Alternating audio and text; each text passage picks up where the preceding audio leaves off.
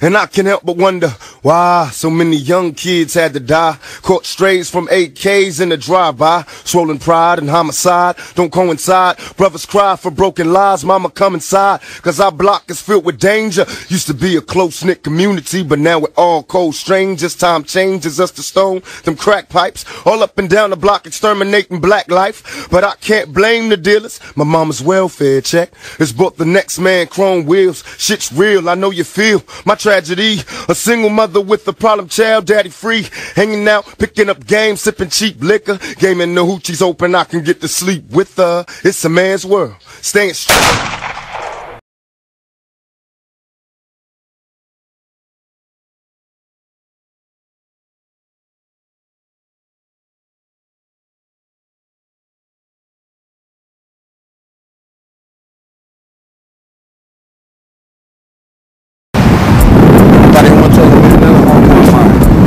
Travis Top, we know him as T Banks. Good friend of mine, man. He was actually from the A gang. I'm from the 6, he's from the 8. By the time I met him, the clique shit kind of died down, but we were still a unit, we were still all friends. But it kind of calmed down a little bit. Basically, once the unity and the clique was spreading out, softening up, ended up backing up our neighborhood gangs. Like a lot of my homies, they went ahead, they ended up choosing up with the 8 gang. I ended up going with the 6 gang. That's where I got a lot of love from. So I fucked with my homies from Grove Park. That's where I'm from.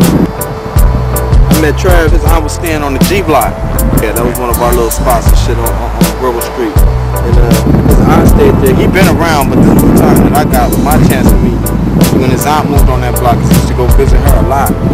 And me and him just bonded. All my little homies, they already knew him. They went to school with him and shit like that. Around the time that he passed, he was working at the school doing like youth mentor type of stuff. He was tutoring and helping kids and stuff. He actually died trying to back some more friends up. We got this thing called a Puerto Rican festival we have out here every year on Father's Day. And a lot of us was going. I never forget, I seen him that day. And up at the gas station, like, hey, you going? Like, yeah. He's like, oh, I'm going. You know, he was with a gang of little homies, you know. And so when we get out there, we ended up at the spot. It ended up being indoors, so we didn't even go in. The other homies got lost and ended up somewhere else. So, and the ones that got lost was part of his crowd, T Banks and a couple other homies. They got lost and ended up going a different way trying to find it. Because they had moved it that year. We get out there to the place, we didn't see none of the homies. Like, damn, I guess they must have got lost because of this little chain. A few hours later, we get a phone call from some homies or from somebody. Called the homie and was talking about, yeah, niggas got into it at the beach, and a couple of people got shot at a different location because they had got lost too. So another rival gang got lost along with our homies, got lost and ended up meeting up at the same spot. Basically, a couple of people got shot. The homie looked at me and was like, cool, maybe the homies and let a couple of them niggas have it. I'm like, man, don't say that. You know, by that time, my heart wasn't in it all like that no more, you know. I was like, man, don't say that because you don't know who it could have been. You know, when we get back, we find out it was our homies that got shot. That nigga Trav was one of them, man. He got shot in the shoulder. And as he was laying down on the ground, he was still talking to the homies and everything. Like, I'm going to be all right, I'm going to be all right. Got to the hospital and died.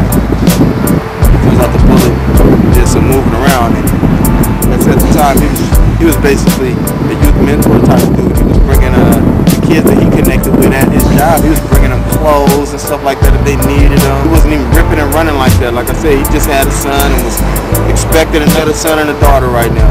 Yeah, this is my boy T Banks right here. I'm glad I got to introduce him to y'all. These are very special people. They all lost their lives to the streets and to gang violence. They just ain't making no sense.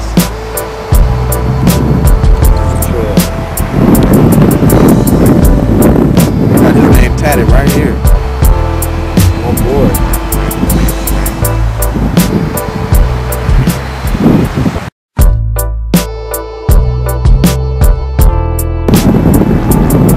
Everybody, I want y'all to meet Arnold Atkins right here, aka Lil Buzz.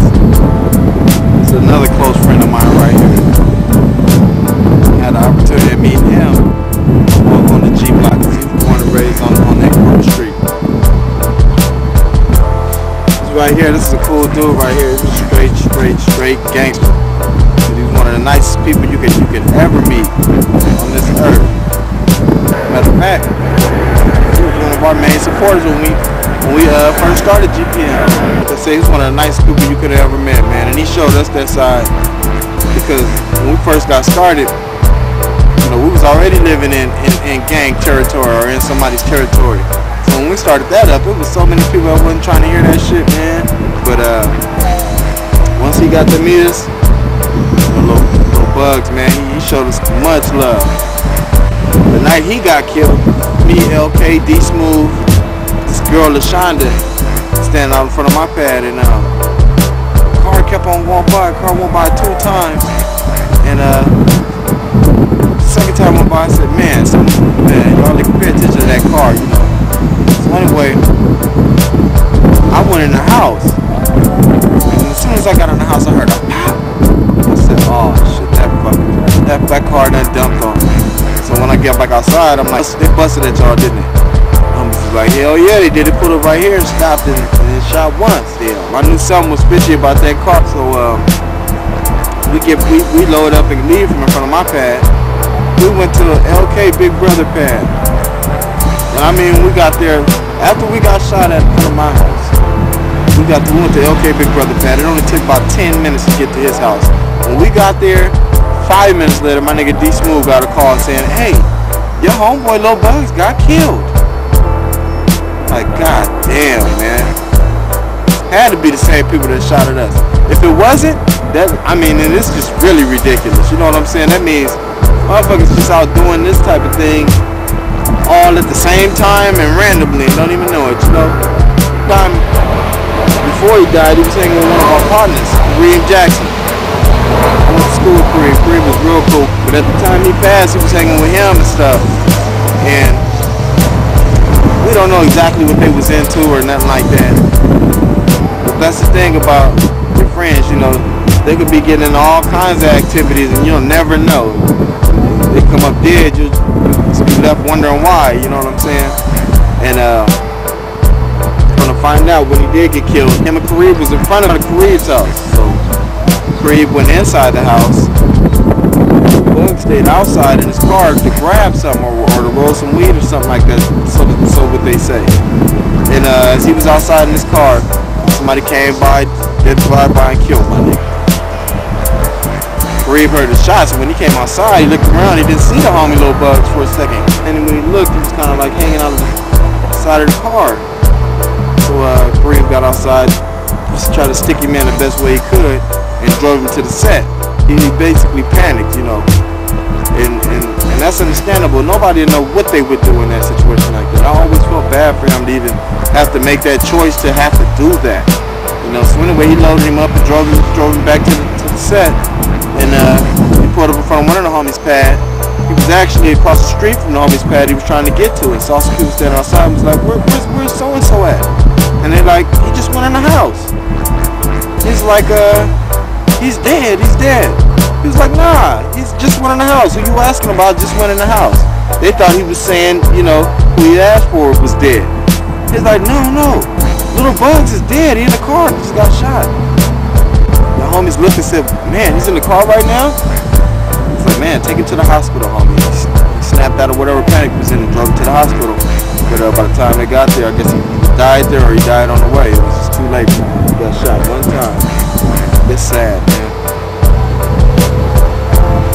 It is. See, that's the thing, man, about having friends and shit. You don't know what they getting into, but y'all might all claim the same thing or whatever. You know, I don't know what the homies was getting into at that time.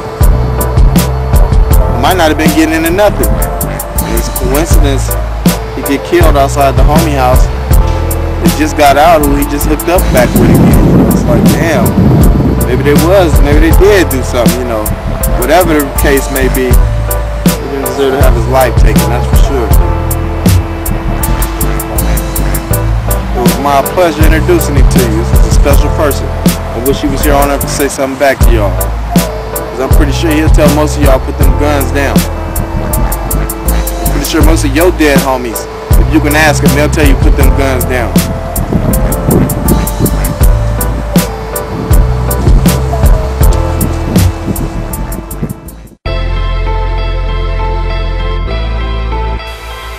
always felt bad for Kareem, man, having to take the homie to the hospital like that. And then panicking and making that mistake of bringing him to the set. None of us know what we'll do in a situation like that. Anyway, after he took Lil Buck to the hospital, he went on the run. Turns out it was a violation of his parole or probation just for being around gang members.